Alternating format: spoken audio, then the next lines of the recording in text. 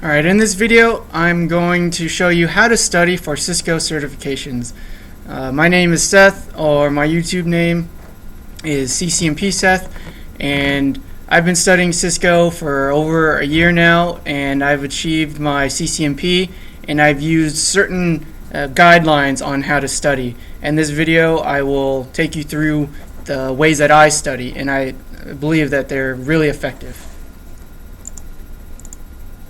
So here they are, simple guidelines. First thing I do when I'm about to take an exam is I go to the Cisco.com website. So I pull it up, go to Cisco.com, go to training and events, and right here, depending on what certification I'm trying to get, then I will choose that cert.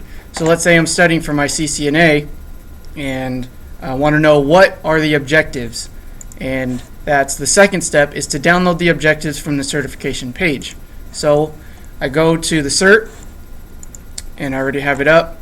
Brings you to this page, and here, if I want to get my CCNA in routing and switching, I can see here what exams I need to take. So to get my CCNA, I could either take the 200-120 CCNA exam, or I could take two exams, the ICND1 and ICND2. So whatever exam I plan on taking, I will click that, and let's say I want to take ICND1.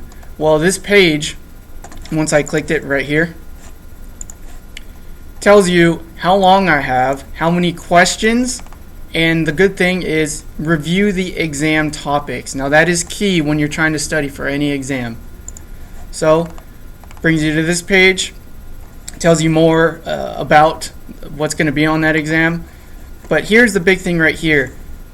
Tells you the subjects and the percentage they want this subject and the percentage of what they're going to test you on. So what I do is I download the complete list of topics in a PDF format, and it brings up this, and I save this and I reference this document throughout my studying. So 6% of the test on ICND1 there is going to be about operations of IP data networks, and then these are the things that they want you to know. 21% is going to be on LAN switching technologies, and one thing about these Cisco exam topics is the nomenclature of the subjects, I guess. Identify means I need to know what that subject is. So identify basic switching concepts. I need to know what a collision domain is. That's it. I just need to talk about it. Cool. Not a very high level, but I just need to know what a collision domain is, what a broadcast domain is, what are the certain ways that a switch forwards traffic, things like that. Next nomenclature word is configure and verify initial switch configuration. So configuring means not only do I need to identify it, but I need to actually configure it on a switch, so a little bit higher level, and I need to verify it too. So this could mean I need to know some show commands when I'm on the switch. Alright, so let's see, configure, verify, let's see what else, identify, describe. All these things, these are like level 2 type words here. Let's see, I think there's one other one I wanted to show you. Here it is. 13% of the ICND1 test is going to be troubleshooting. So troubleshooting means not only do I know the subject, I know how to configure it, I know how to verify it, but if something went wrong, then I can troubleshoot it. And this is like the highest level of knowledge that you need to know when it comes to the word troubleshooting. Okay, so as you're going through this objective document, you should have a number scheme set. So let's say I don't know anything about a broadcast domain. I will put a 1 there, meaning I need to study about it. I've never heard of a collision domain before. Okay, so that means I need to do research on it. Then you get to a subject, and let's say I know a little bit about it, but maybe not as much knowledge as I want to know. You can put a 2 there. Alright, saying like, yeah, I've heard about it, I kind of know what it is, but I'm not an expert at it. Then there is another number that you can put, and that could be a 3, meaning I know about it, I could configure it, I could do some show commands, and I'm good to go.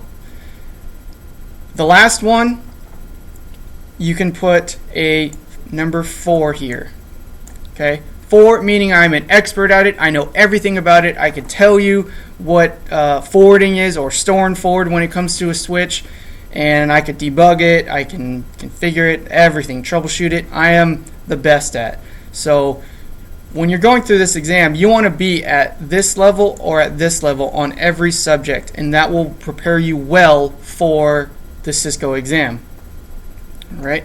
So as you go through this, once you start seeing a lot of 3s and a lot of 4s, then I think you're pretty well at knowing all of these topics, and you should be good on the Cisco exam. Alright, so after that, how do I study? Well, there's multiple ways that you can study. You can grab the Cisco press books, you can watch some training videos, and you can even create your own training lab. I highly suggest this right here, the Cisco, that's supposed to be a check mark. That's Cisco press books. That is a great tool, and you could actually buy them on Amazon. I think I have that pulled up. Yep, Amazon, and they're not too expensive. You could rent it if you want. You can get rid of that. You can buy it for $35.50 on Amazon. You can ship it to you. If you are going to be continuing your career throughout Cisco, I highly suggest buying these books because they are a great reference material. As I'm studying for other certs, I have my CCNP books, my CCNA books. I actually have some design books and some CCIE books as well. And I like to reference them a lot. So I highly suggest getting them if you're going to stay with Cisco. So that's good. What else did I have here? Training videos and then a training lab. So with that, training videos, I suggest CBT Nuggets. You can get a subscription with them, and they have some CCIEs that teach you the topics and the technologies, and they're real good. There's Anthony Sequeira, Keith Barker. Let's see, where's Jeremy Chara? Jeremy Chara. He does all the basic routing and switching topics. He's a real funny guy, so I highly suggest CBT Nuggets. Another thing about building your lab, like how I put right here, training lab, there's this free program called GNS3. And you can go to GNS3 and you can download it, and you can actually run Cisco IOSs in there, and you build this logical topology in it, and it's like you are actually running the Cisco IOS on your machine, and all the commands a Cisco router can do, you can do in GNS3. I use that a lot when I'm trying to practice a certain, well, getting better at the CLI, but also when I'm practicing certain technologies that I want to get better at. That's that whole configure and troubleshooting portion of the Cisco exam. There are some limitations to it, but just do your research on it. There's also videos on GNS3 on how to use it. So YouTube, that's also a good source.